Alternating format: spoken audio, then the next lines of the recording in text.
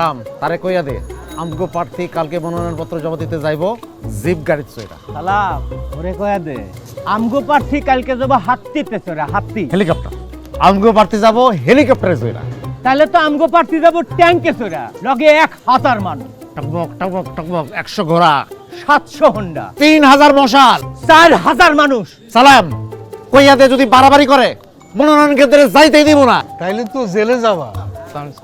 নির্বাচনে আইন বিধি অনুযায়ী মনোনয়নপত্র জমা দানের দিন নো মিছিল নো শোডাউন, 5 জনের বেশি যেতে পারবে না। তার নমিনেশন বাতিল হয়ে যেতে পারে, সাথে 6 মাসের জেল কিংবা 1.5 লক্ষ টাকা জরিমানা কিংবা উভয় দণ্ড হতে পারে। আইন অমান্য করলে লাল দালান।